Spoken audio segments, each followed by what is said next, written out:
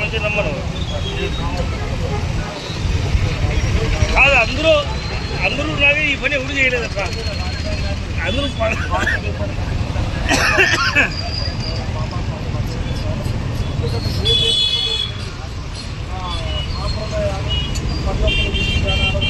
పిచ్చి మొక్కలు వ్యక్తులు దళిత నాయకుల భారత రాజ్యాంగం గొప్ప భారత రాజ్యాంగాన్ని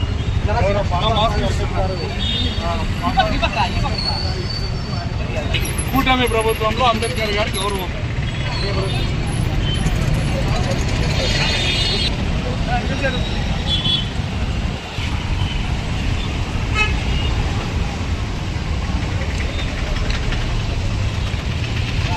రెడ్ బుక్ రాజ్యాంగం రన్ అవుతుందో తెలియడం లేదు, అంబేద్కర్ రాజ్యాంగం రన్ అవుతుందో తెలియదు, అంబేద్కర్కి ఏమాత్రం గౌరవం కూడా లేదు. ఈరోజు మన భారతదేశం అంతా ఒక పండుగలా జరుపుకుంటా ఉంది. 1949 నవంబర్ 26వ తారీఖు ఈ భారతదేశంలో ఒక సభలో ఈ రాజ్యాంగ దినోత్సవం జరుపుకోవాలని కేంద్ర ప్రభుత్వం ప్రకటన చేస్తే ఈరోజు మొత్తం కలిపి 29 రాష్ట్రాలు 28 రాష్ట్రాల్లో ఖచ్చితంగా అమలు అవుతుంది రాజ్యాంగ దినోత్సవం. కానీ ఈ ఆంధ్ర రాష్ట్రంలో మాత్రము రాజ్యాంగం అమలు అవుతూ ఉంది. ఈరోజు ప్రభుత్వాన్ని ఒకటే హెచ్చరిస్తున్నాం. ఇక్కడ మన అంబేద్కర్ విగ్రహం దగ్గర మరి ఈ ఎస్సీ కార్పొరేషన్ అనంతపురం జిల్లా ఎస్సీ కార్పొరేషన్ ఈడీ గారికి ఆయనకి ఏ బాధ్యతలు అప్పచెప్పారో లేదో నాకు తెలియదు. ఈరోజు అంబేద్కర్ విగ్రహానికి కనీసం నీళ్లు వేసి శుభ్రం చేసే పరిస్థితుల్లో కూడా ప్రభుత్వం లేదు. ఖచ్చితంగా ఈ ఈడీ గారు ఏం చేస్తున్నారు? పిచ్చి మొక్కలు మలిసి మొత్తం విగ్రహానికి నీళ్ళు లేకుండా దుమ్మంతా పట్టిపోయింది. కనీసం దాన్ని శుభ్రం కూడా చేయలేని పరిస్థితి.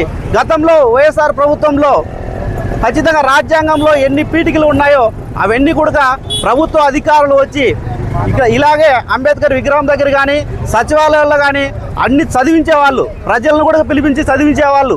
దళితులు అంటే ఎందుకు ఇంత చిన్న చూపు చూస్తూ ఉంది?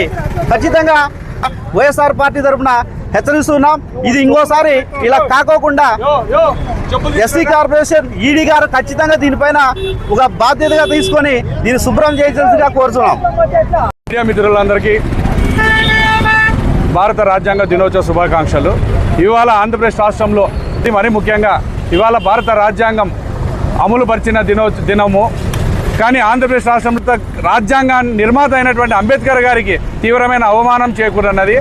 ఈ ప్రభుత్వము నీచమైన ఆలోచన విధానము ఖచ్చితంగా అరికట్టాల్సినటువంటి పరిస్థితి ఏర్పడినది. ఆంధ్రప్రదేశ్ రాష్ట్రంలో మరి ముఖ్యంగా అనంతపురం జిల్లాలో అధికారులు నిద్రపోతున్నారా? అంబేద్కర్ గారి రాజ్యాంగంని ఇంప్లిమెంట్ చేస్తున్నారో లేదా అమలు పరుస్తున్నారో అర్థం కాని పరిస్థితి ఇవాళ ఏర్పడింది ఆంధ్రప్రదేశ్ రాష్ట్రంలో, మరి ముఖ్యంగా అనంతపురం జిల్లాలో.